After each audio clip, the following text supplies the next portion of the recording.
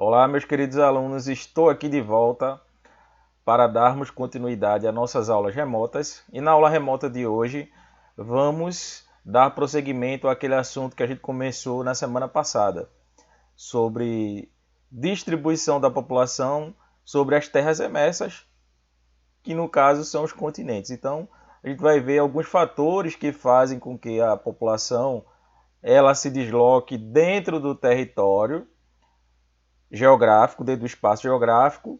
Quais são esses motivos? Lembram da aula passada que eu falei que tem alguns motivos que fazem a população se deslocarem ou dentro do seu território ou para fora.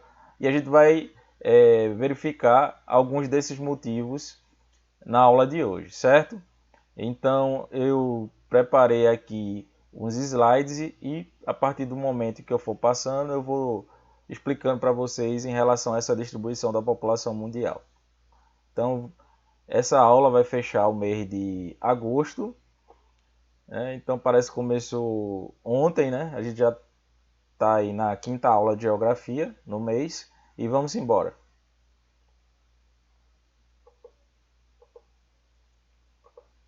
Opa, aqui. Deixa eu voltar aqui. Então a gente vai ver aí sobre migrações externas. Na aula de hoje a gente vai falar sobre fluxos migratórios, migrações internas, números sobre a migração internacional, ciclos migratórios internacionais, consequências das migrações internacionais, imigração no Brasil, e a gente vai finalizar com algumas discussões. Então a gente vai ver aqui os fluxos migratórios. Movimento migratório, migração, é o deslocamento da população de um lugar para o outro, podendo ser definitivo ou temporário. Então, esses movimentos que a população faz, a gente já estudou na aula passada, né? Só relembrando para vocês, a população ela vai se deslocar por diversos motivos. Pode ser por motivos econômicos, que ela não esteja achando emprego na sua região de origem. A gente pega no exemplo aqui do Brasil, no século passado a gente teve muito movimento de imigração de nordestinos, principalmente para o sul e sudeste do Brasil, em busca de melhores condições de trabalho. Por condições climáticas, a gente também vai dar o exemplo aqui do Nordeste, o pessoal que mora no sertão, que é uma área semiárida, que é uma área com escassez de chuva, com escassez de rios. Então a gente vai ter aí essa população migrando por conta da falta de água, porque se elas não migrarem, elas vão morrer por sede e por fome. Pegando exemplo lá dos países mais ao norte, a gente vai ter aí a migração por conta do frio, por conta de eventos climáticos como chuvas. Então, vai existir algum motivo que vai fazer com que essa população ela se desloque ou dentro do território, como eu já falei para vocês anteriormente, ou para fora. Então, ó, aqui no slide ele está falando, ó, diversos motivos levam as pessoas a migrar: guerras, condições econômicas desfavoráveis, já expliquei, adversidades climáticas naturais, frios ou quentes, atividades vulcânicas intensas, entre outros. Os movimentos migratórios podem ser internos, como eu já falei para vocês, e externos. As migrações externas, também denominada migração internacional, ocorre quando a população se desloca entre os países. Então, eu vou sair daqui do Brasil, vou para os Estados Unidos. Eu estou realizando uma migração externa, porque eu estou saindo do meu território de origem, que no caso seria o Brasil, e indo para o território dos Estados Unidos ou qualquer outro país. Imigração corresponde ao movimento de entrada de pessoas estrangeiras em um país. Elas são imigrantes nesse país, ou seja, já que ela não é de origem daquele país, ela é considerada imigrante. Vamos pegar o exemplo dos venezuelanos que vieram para cá, para o Brasil, fugindo lá do conflito político e da fome. Então, eles não são endêmicos desse país, eles são de outro país. Então, ao chegar aqui, eles são chamados de imigrantes, com I, certo? Emigração refere-se ao movimento de saída das pessoas do seu país de origem. Essas pessoas são emigrantes no seu país de origem.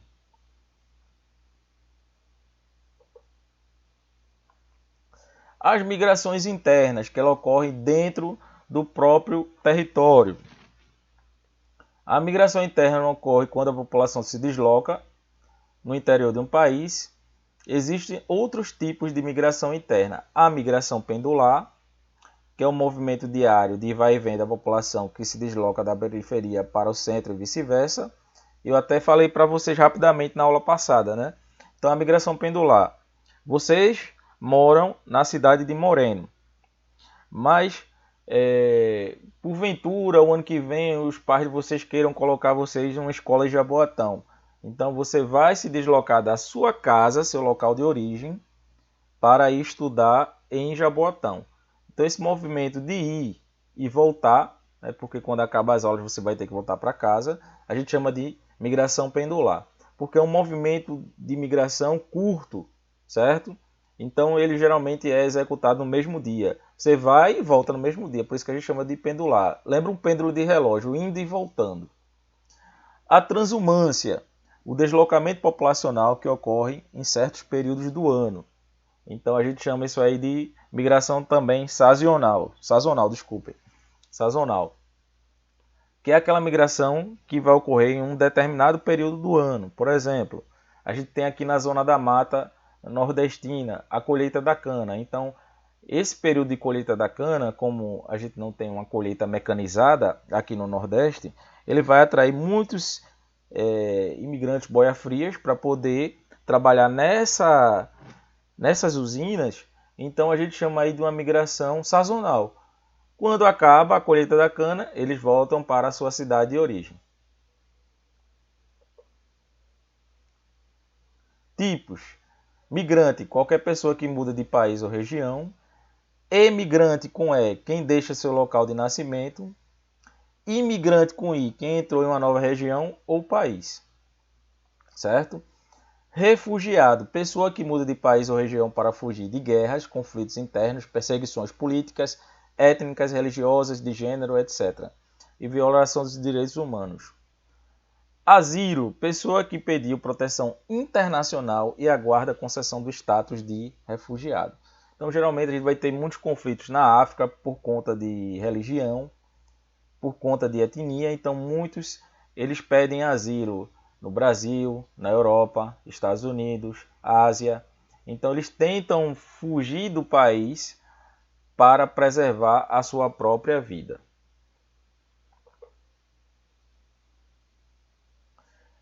Migração interregional entre diferentes regiões. 3,4 milhões de pessoas entre 1900 e 2000 no Brasil se deslocaram dentro das regiões. Intrarregional, dentro do mesmo estado ou entre os estados de uma mesma região. Deixa eu explicar para vocês. Então, você vai se mudar de Moreno e vai morar em Gravatá. Então, você não saiu do seu estado. Então, é uma migração intrarregional. Definitiva, a pessoa passa a residir em um novo local, que é também um exemplo que eu acabei de dar. Temporário, o migrante fica apenas um tempo pré-determinado, que é o caso da migração pendular, que eu já falei para vocês. As sazonais eu também já expliquei. O migrante se desloca em determinadas épocas do ano. Pendular, a pessoa sai da sua cidade todos os dias para trabalhar ou estudar. Espontânea, a pessoa sai da sua cidade de origem por vontade própria, para buscar melhores condições econômicas, entre outras coisas. Forçada, a gente chama também de diáspora. É o deslocamento que ocorre por conta de guerras, conflitos e outras condições adversas. Então, a diáspora é uma dispersão forçada. Então, a pessoa não queria sair daquele local e ela vai ter que dispersar dali o mais rápido possível. Êxodo rural. A saída da zona rural para as zonas urbanas. Aqui eu tenho um esqueminha das migrações, espaço, duração, forma e controle. Êxodo rural, ela ocorre na migração interna. Nas externas eu tenho as intercontinentais e as internacionais. Definitivas ou temporárias, de forma voluntária ou forçada, e o controle legal ou clandestino. Aí aqui a gente tem os movimentos migratórios do século XVI ao século XX, que é o século passado. Então percebam aí ó, que há um fluxo migratório muito grande, principalmente para as Américas, do Sul, Central e do Norte. E também um movimento migratório menor entre a Ásia e a Europa. Os motivos: causas de atração, melhores condições de vida, a gente já falou, maior oferta de emprego. Causas de repulsão, desastres naturais, conflitos políticos religiosos e situação econômica ruim.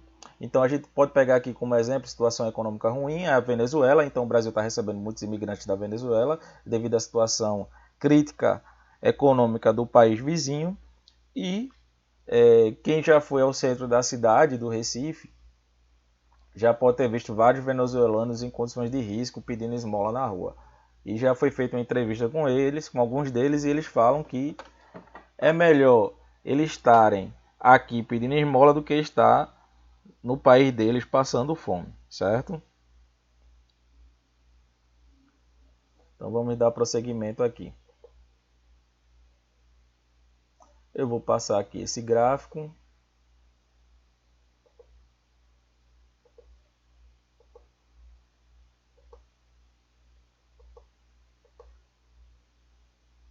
Então vamos lá.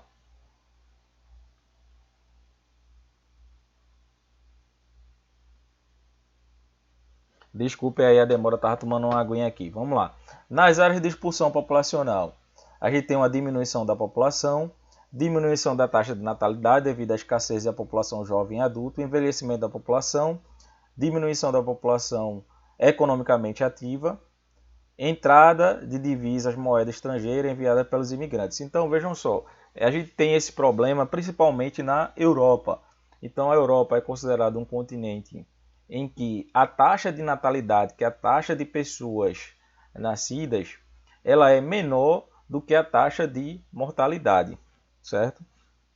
Quando se pega a taxa de natalidade, que é o número de nascimentos, e a taxa de mortalidade, que é o número de óbitos, e faz uma comparação, né, e faz uma subtração, a Europa ela fica com um crescimento vegetativo, que é o crescimento da população, que é quando eu subtraio a taxa de natalidade da taxa de mortalidade, ela fica com a taxa negativa. Então isso quer dizer que na Europa ele já tem esse tipo de problema, né? Envelhecimento da população, a população envelhecida, falta mão de obra para trabalhar em alguns países como Espanha, Portugal. Ah, professor, mas eu vi um dia desse num repórter que eles recebem muitos imigrantes, eles não querem.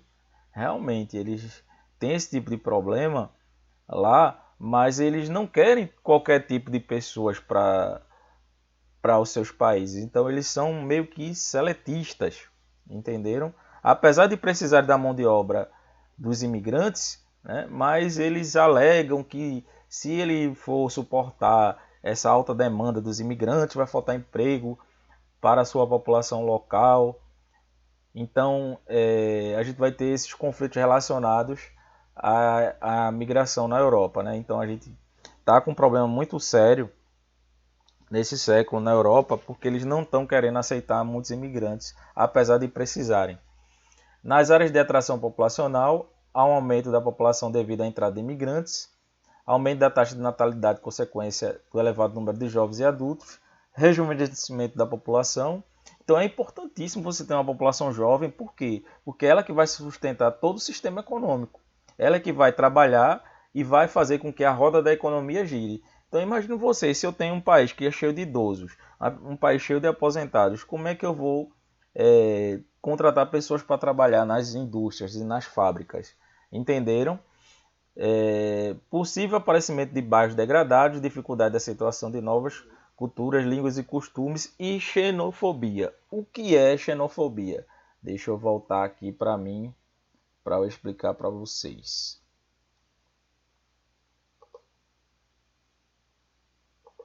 Pronto, voltei. Xenofobia vai ser aversão, daquela população local a todas as pessoas que venham de fora. Então a xenofobia ela pode ser internacional e ela pode também ser nacional também, certo? Ah, professor, dê um exemplo aí da xenofobia nacional.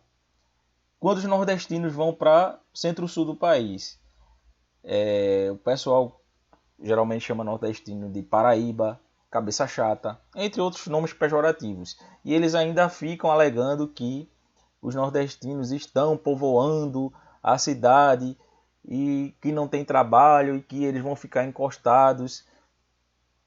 E aí tem aquela versão em relação a essa população que vem de fora. Um exemplo internacional da xenofobia, a gente vai ter aí a xenofobia ligada a, por exemplo, vem pessoas da Venezuela, por exemplo, para cá para o Brasil, a gente fala, nossa, aqui já falta comida para os brasileiros, aqui já falta hospitais para os brasileiros, esses venezuelanos vêm para cá para tirar nossa vaga, para tirar nossa vaga de emprego, para tirar nossa vaga no hospital, nossa vaga na consulta. Então, se você tiver esse tipo de reação, a gente chama de xenofobia, que é uma espécie também de racismo,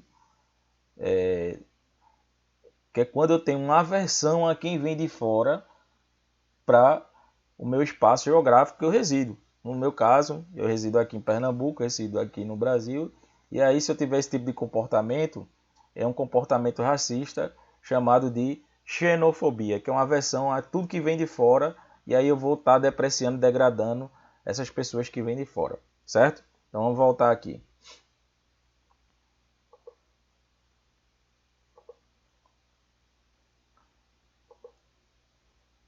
Aí aqui no século XVI até o início do século XX, a gente vai ter os movimentos migratórios, partindo da Europa para as Américas. Depois a gente tem a escravização dos povos africanos, entre o século XVI e o século XIX. E a gente percebe aí que nesse período aí a gente vai receber muitos escravos provenientes da África.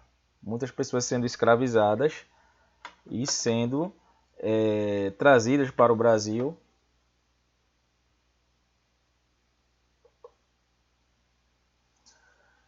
E agora a gente vai trabalhar com a imigração no Brasil, né? No norte, principalmente imigrantes portugueses, a partir do século XX, chegaram japoneses que também começaram as plantações de chá,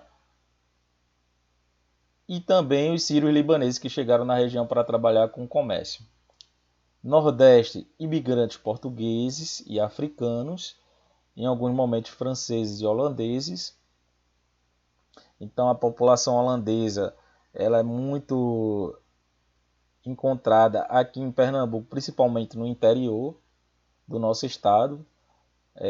Devido à expulsão dos holandeses, muitos se refugiaram no interior, então tem muitos descendentes de holandeses, principalmente no interior daqui de Pernambuco. No centro-oeste, imigrantes portugueses. No sudeste, principalmente imigrantes portugueses, africanos.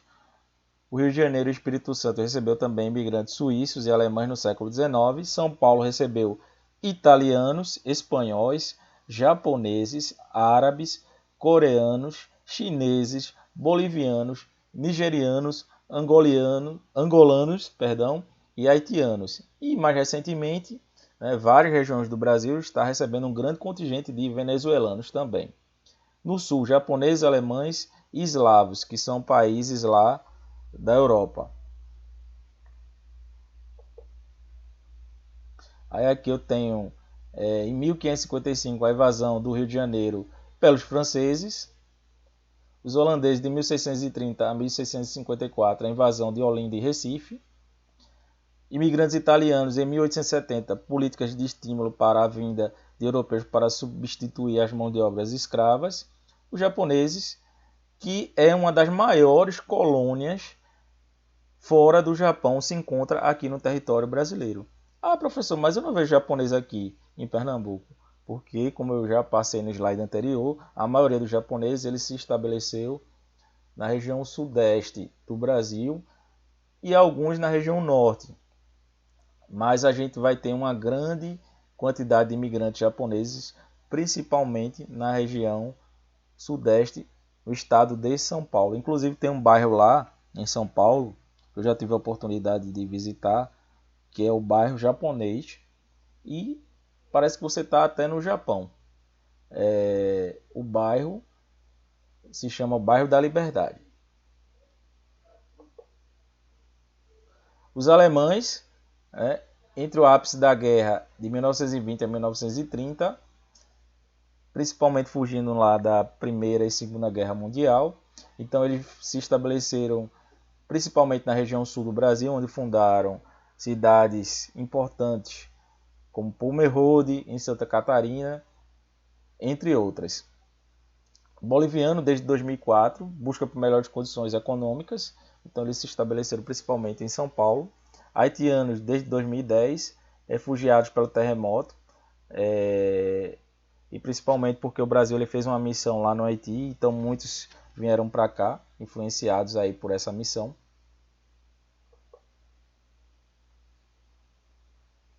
Aqui eu tenho um quadro aí da imigração no Brasil. Então perceba aí que também tem da América do Sul, bolivianos são os maiores, mas tem paraguaios, tem peruanos. Inclusive eu já trabalhei com uma pessoa que ela imigrou do Peru para cá, para o Brasil. Ela veio para cá em busca de melhores condições econômicas. As migrações no Brasil, cada vez menos pessoas se mudam para São Paulo e Rio, pois muitas saem das capitais para o interior.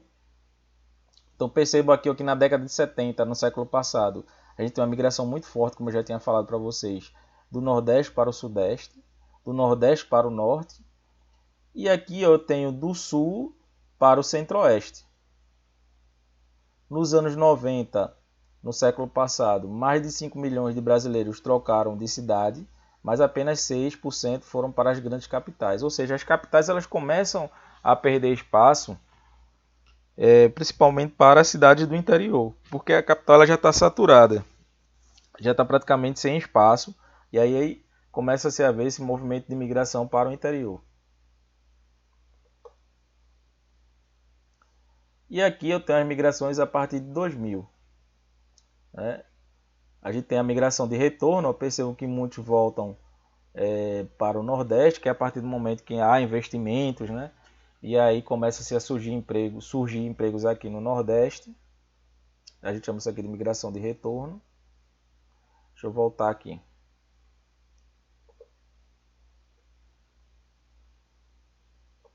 Opa, voltei.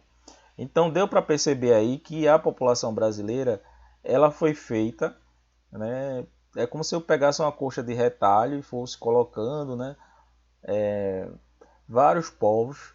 Então nossa população ela é constituída por vários povos europeus, africanos, asiáticos, entre outros, certo? Então a gente vai ficar por aqui. Me perdoe aqui os meus doguinhos aqui latindo. A gente vai ficar por aqui, eu vou mandar a atividade para vocês e vocês enviam a resposta para mim, como de costume, com o nome e a turma. Fique com Deus e até a próxima aula.